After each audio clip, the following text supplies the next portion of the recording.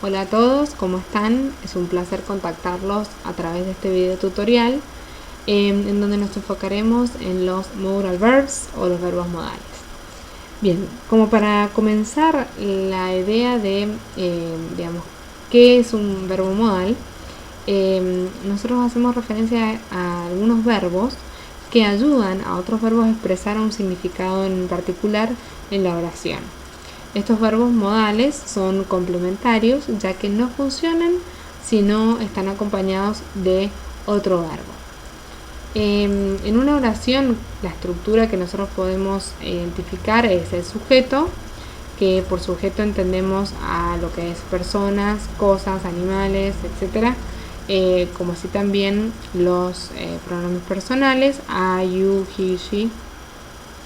El verbo que va seguido de un verbo modal, luego el verbo principal o la acción principal en infinitivo y finalmente el complemento. Cuando hablamos de infinitivo nosotros hablamos del verbo solo, sin terminaciones en s o ns o nd o en ing. Bien, comencemos con el verbo modal can. Las traducciones son las que yo menciono aquí, es el presente del verbo poder, ¿sí? Expresamos una posibilidad, una habilidad o un permiso. Estas expresiones o estos significados varían de acuerdo al contexto en donde nos encontremos con el modal can. En este caso yo les he puesto al final cualquiera de los pronombres personales, I, you, he, she, it, we and they, pueden ir combinados con el verbo modal can, el verbo principal, en este caso climb, y el complemento de ladder. Entonces si yo tomo la oración I can climb the ladder, la traducción es yo puedo subir la escalera. El modal could, la traducción es podía, podías, podíamos y podían. Expresa también una habilidad, pero en este caso en el tiempo pasado. Vuelvo a mencionar todos los pronombres personales que pueden ir con este verbo modal y el verbo modal seguido del infinitivo. Entonces yo puedo tomar you could climb the ladder y la traducción es usted o vos podías subir la escalera. El verbo modal may tiene la traducción posible de puedo, puedes, podemos, etc. Es el verbo poder en presente, expresa un permiso o una posibilidad y en algunos casos se puede traducir como quizás o tal vez. La estructura que van a encontrar esta posibilidad de traducción es si el verbo may está seguido del verbo be. Entonces acá tenemos, yo les he dado dos ejemplos. El primero, workers may access new information. La traducción es los trabajadores pueden acceder a la nueva información. O en el segundo caso, she may be at the office. El verbo may va seguido de be, entonces puedo realizar la traducción de ella tal vez esté en la oficina o ella quizás esté en la oficina. El verbo might también expresa una posibilidad, en este caso un poco más remota, y nos abre un poquito más el abanico a las traducciones. Es podía, podría, pudiera o pudiese, ¿sí? Y les doy dos ejemplos. En este caso, he forgot his equipment, he might be in trouble. La traducción sería él olvidó su equipo, él podría estar en problemas.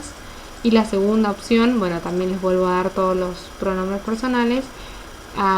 Digo, he might search for another job. Él podía o podría buscar otro trabajo, ¿sí? El verbo must la traducimos como el presente del verbo deber, ¿sí? Debo, debes, etc. El significado es obligación, necesidad, consejo o deducción. Esto recuerden que varía de acuerdo al contexto. Y también tenemos cualquiera de los pronombres personales seguido del verbo modal con el verbo principal.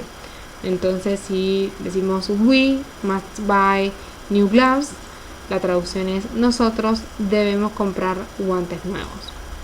Mustn't, en este caso es el negativo de must del verbo modal anterior, pero el significado es prohibición.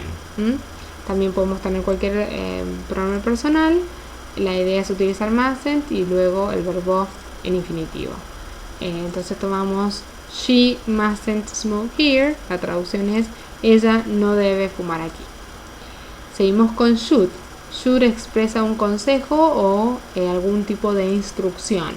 Las posibilidades de traducción son debería, deberías, deberíamos o deberían, de acuerdo obviamente al pronombre. Y si no, también en algunos casos se permite la traducción de debiera o debiese.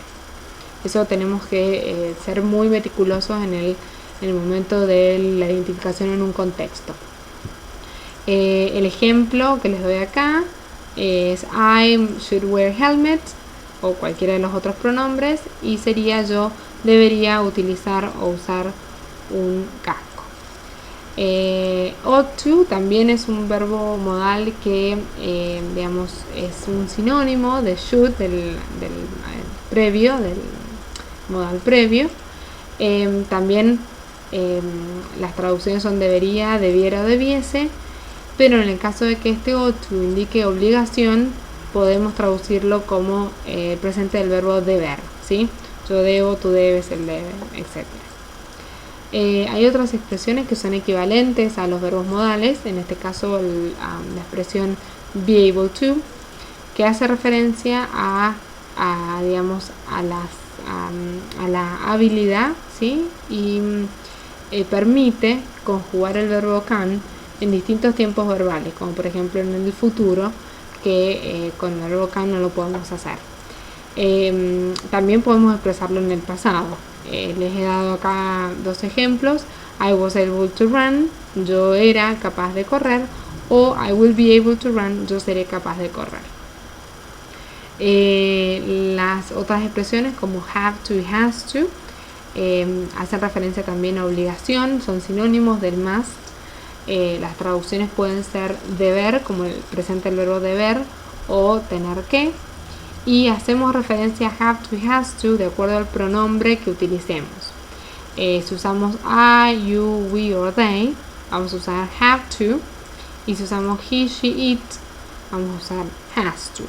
Entonces yo indico I have to wear gloves, yo debo o tengo que usar guantes, o he has to wear gloves, él tiene que o debe usar guantes. Finalmente, la opción don't have to or doesn't have to son los negativos del verbo anterior, pero el significado es cuando nosotros expresamos una acción que no es necesario que realicemos. También hacemos hincapié a la diferencia entre I, you, we, they con don't have to, y he, she, it con doesn't, ¿sí? Doesn't have to. Entonces la traducción, en este caso, si yo tomo I don't have to pay for the safety equipment catalog, sería yo no tengo que pagar por el catálogo de seguridad del equipo. Bien, como para practicar, vamos a tomar esta página de internet que les indico aquí, ¿sí? Vamos a ir a la página de internet y vamos a identificar algunos verbos modales y sus traducciones al español. Principalmente, aquí van a poder ver que una vez que digamos, indican la página de internet, se les abre este sitio, ¿sí? Bueno, en el siguiente recuadro, ¿sí? En esta oración específicamente, ¿sí? Vamos a seleccionar el verbo can, ¿sí? Que es un verbo modal. En este caso la traducción sería poder en el presente. Tenemos aquí el sujeto previo al verbo modal, y luego de este can tenemos el verbo principal, que es help, ayudar. Aquí también tenemos otro ejemplo como workers, ¿sí? El sujeto de la oración, may, ¿sí? El verbo modal, y file, el verbo principal. Bueno, la idea sería ir practicando con los ejercicios que les dejo yo en la plataforma, y bueno, cualquier consulta o cualquier duda que tengan, bueno, no duden en contactarme, así resolvemos las dudas que tengan. Bueno, nos estamos viendo, adiós.